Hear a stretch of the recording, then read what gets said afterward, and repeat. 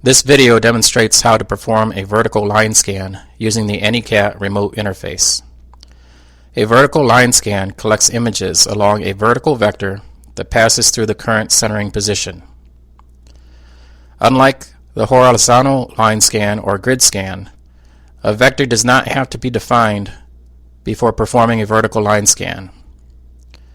If a vector is currently defined, it will not affect the vertical line scan.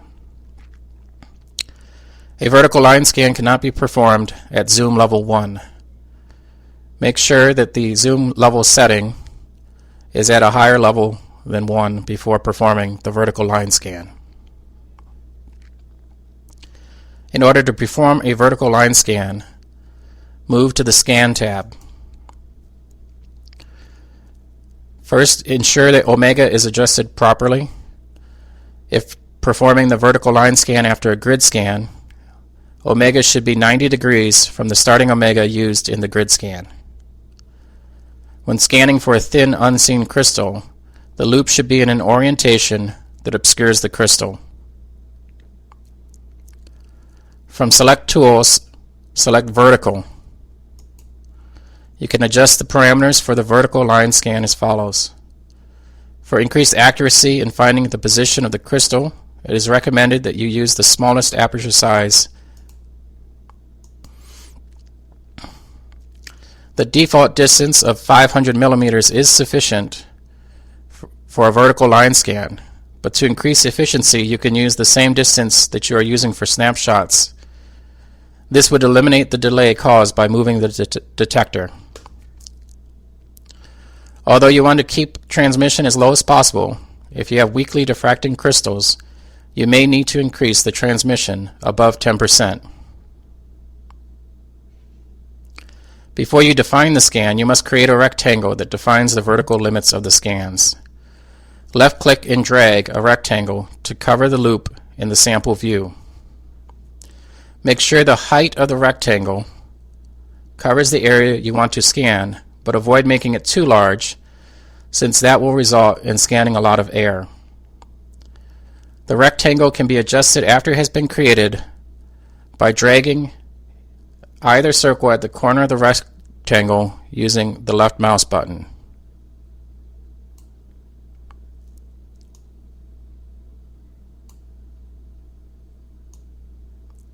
Clicking anywhere else on the view screen will create a new rectangle.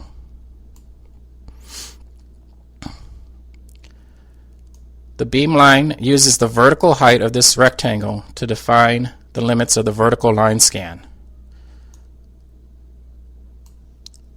The horizontal size of the rectangle does not matter.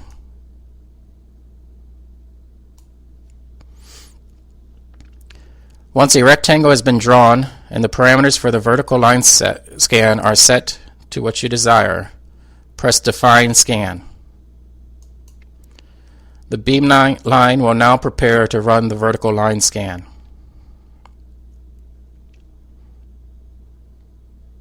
Be patient, as this may take a while. Once the vertical line scan has been initialized,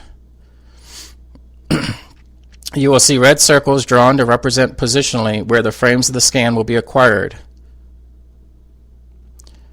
And you will get the options to go, modify, or abandon the scan. Abandon tells the beamline that you do not want to run a scan, and the beamline will exit out of the vertical line scan protocol. Modify lets you readjust any of the scan parameters or redefine the rectangle, and then reinitialize the vertical scan as before.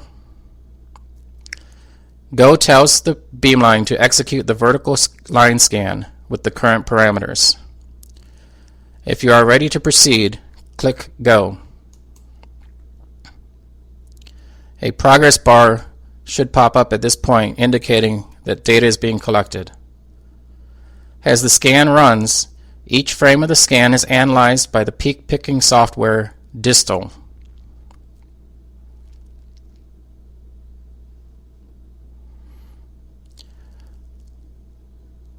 Distal results are represented below the main viewing screen in a table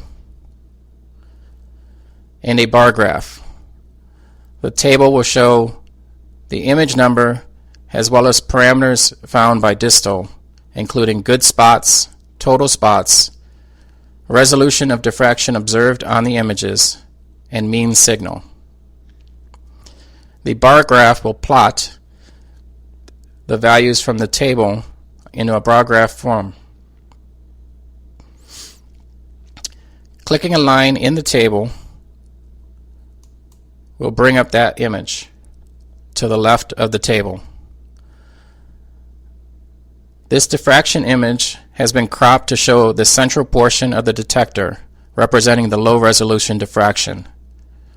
Any macromolecular crystal that shows diffraction should show diffraction spots in the low resolution region.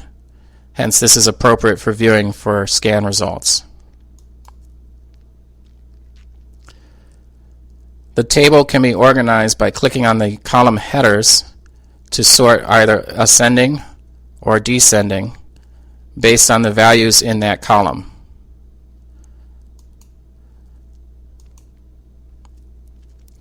The view screen also represents the positions where the frames were collected and have been color-coded to indicate the results of distal.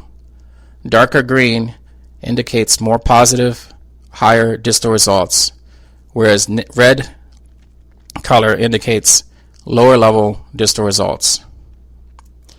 Clicking on a spot in the view screen will also bring up the corresponding diffraction image to the left of the table.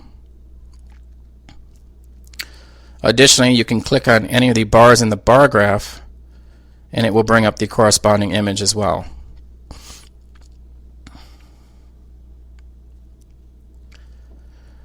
The default is for the distal results to be sorted by good spots and displayed in the bar graph. Good spots represent peaks selected based on criteria that would make them suitable for use as the initial spots used in indexing a crystal lattice. You may also display the bar graph results as total spots by clicking on the total spots column header.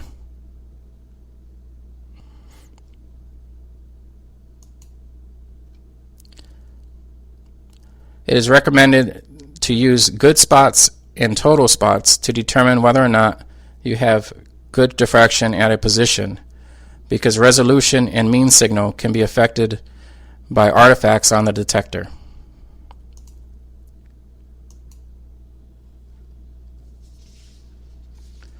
Once you have decided which frame represents the most likely position of your crystal, highlight that frame by selecting it either in the sample view, in the table, or on the bar graph.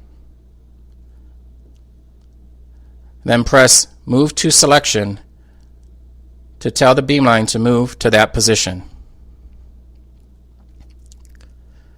You should select a spot and move to position even if you do not see any diffraction from this sample, as that ensures that the beamline properly exits the scan mode.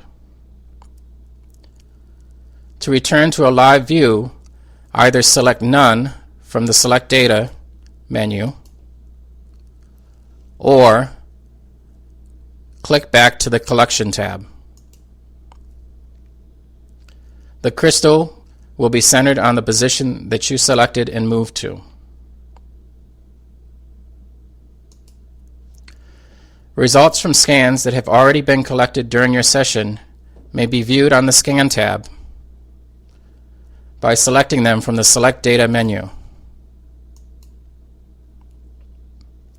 The scans are named using the convention of the puck name has entered into the remote database, in this case NE_10, followed by the crystal position in the puck, in this case number 6, and a number indicating which scan has been performed on this crystal.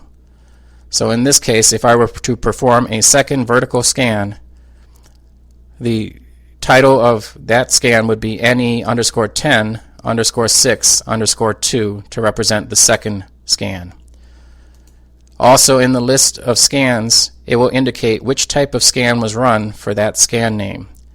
VERT indicates a vertical line scan. Grid indicates a grid scan. And line indicates a horizontal line scan. Until you dismount a sample, you can use the results from a scan to reposition the crystal to any of the spots desired. Again, simply select that position either in the view screen by selecting a spot, in the table, or by a bar on the bar graph and selecting Move to Selection.